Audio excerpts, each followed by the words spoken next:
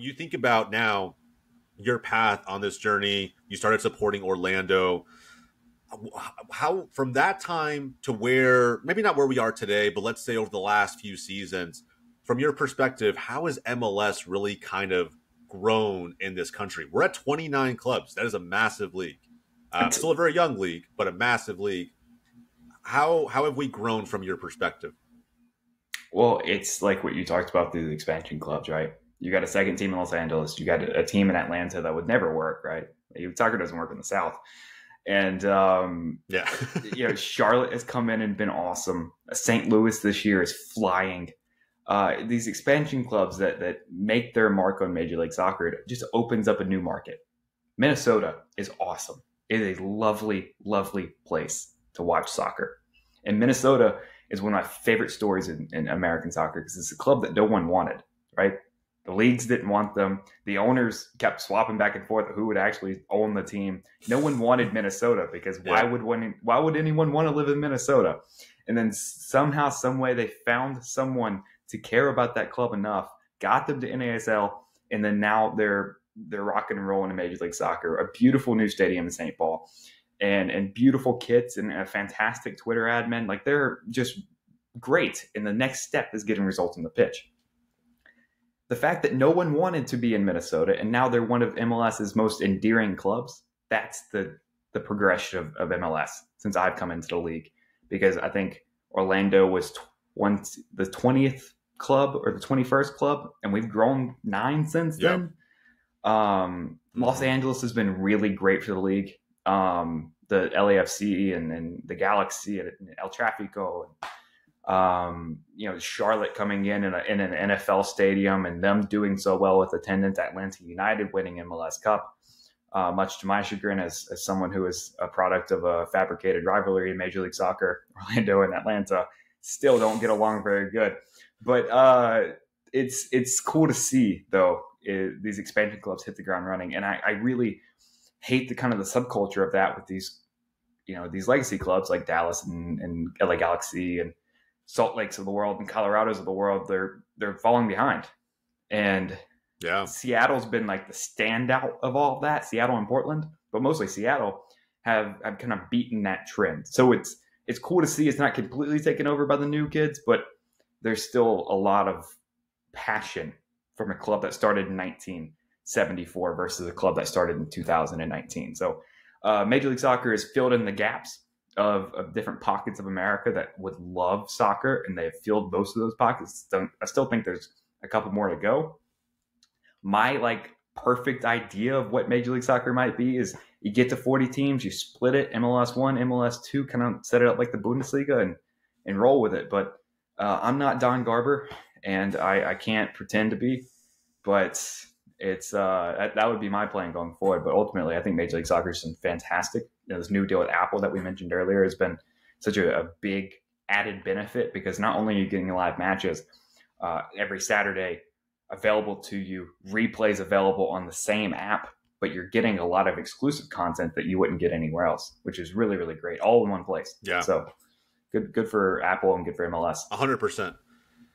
Yeah, great for Apple and great for MLS. I think that at the end of the day, you still see complaints on social media from folks, right, who are complaining maybe about the price point for entry, or the fact that they don't regularly watch Apple TV, and why would they go out of their way to download it, or even certain people who are making potentially leaking information about projections and how many subscriptions Apple was expected to get versus where they are today. Putting all of that aside, I still think it's a major milestone for this league, for soccer in America. And I think it's proving grounds for Apple. I think that they want to prove that they can handle a league as thriving and as, at this point, 29 teams, big as MLS, to showcase that they can be a hub, not just for American soccer, but for soccer abroad as well. That's kind of my bold prediction. But you mentioned something really interesting there. And before we kind of pivot over to kind of where you are with your career today and how that scaled up over time, I'm really curious. I think audience members will be curious as well. From a journalist perspective, you mentioned MLS 1 and MLS 2. I personally love that idea. I think the franchise model has a lot more cons than pros, in my opinion. There are some pros. Don't get me wrong. I'm not going to say it's a one-sided argument.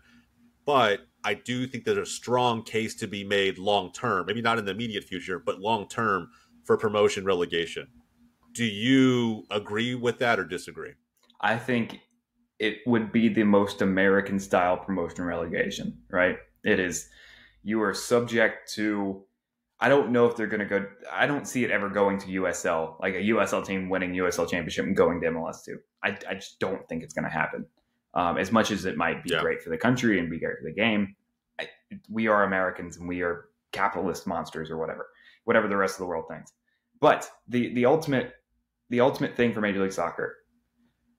Are you watching late in the season Colorado and Vancouver? Probably not. Would you watch it if MLS2 was an option for one of those teams, whoever lost that game? It's a built-in relegation battle. Who's watching Everton and Leeds in the Premier League? Those fans, if there's a chance to get relegated, right? You mentioned that. I'm glad you really mentioned that. I remember watching Everton last season, again, only because there's a relegation battle to be had. And when they secured just even staying up in the Premier League, the fans celebrated. They might as well celebrate as they won the Premier League. Right. That's how it looked and felt, right? Everyone stormed the field. It felt like they had won a major trophy, but yet all they did was avoid what they considered in their mind to be disaster. Right, and relegation kills clubs. We've learned that before. Sunderland is way down in the third division of English soccer. They were once a powerhouse in the top flight. And now they're nothing. I hate to say that, but they are essentially nothing. We don't ever think about them anymore, except for their great relic of a couple of years ago when they were, rolling through the Premier League. They were not really rolling through the Premier League, but they were in the Premier League. Yeah, 100%. It's that is the key point for me. If you're watching Everton and Leeds, it's because you're interested in one of those teams going down or staying up. If you're watching Colorado and Vancouver, you're a sicko. If you're watching that game in October, like the MLS does not give you a reason to watch that game except for who's going to get the third overall pick in the MLS Who Cares draft. And that's it, right? The MLS Super Draft did produce, I don't know, a handful of players over the course of its history, but it's not really like a big deal like it is for the NFL or the NBA. The NFL draft, you tank for the number one overall pick to get a generational player, and then in 5 years, you're really good. MLS doesn't have that. So it needs to be more interesting going down the stretch. And I think MLS can fix that problem by introducing that system. And MLS2, you have, and a whole other interesting part of that too. Are you wanting to go up to Major League Soccer 1, MLS 1? One of my favorite soccer memories of all time is probably one of the most, the biggest relegation and promotion relegation moment of all time with Watford and Leicester, whatever year that was. Saves a penalty, goes down, Watford scores, Leicester's not going to the playoff final, and Watford goes through. But that doesn't happen if there's no promotion relegation because no one cares about that game. But it means so much for clubs to get to the next level or just to even stay at the level that they're at. So that's the next step for American soccer, at least in my mind. I don't know if that's it's probably a 10-year project maybe because you have to be able to get 40 teams, and we are pretty much stuck at 31 right now, 32, maybe with Sacramento and Vegas and San Diego and whoever else. I would love to see Indianapolis. Indy 11 just is building that brand new beautiful stadium right there on the river. Indianapolis is really kind of this hotbed for a soccer that we don't talk about a whole lot because Indy 11 just won the championship, and they're building, I think it's a 20 or 25,000 seat stadium for a USL club. That's their bid for Major League Soccer, is that we have the stadium, we have the attendance, we have the pedigree to be able to be competitive. So it's finding markets like that. What's the next step? What's these smaller markets? And what big market doesn't have a club yet? So I think that's really interesting.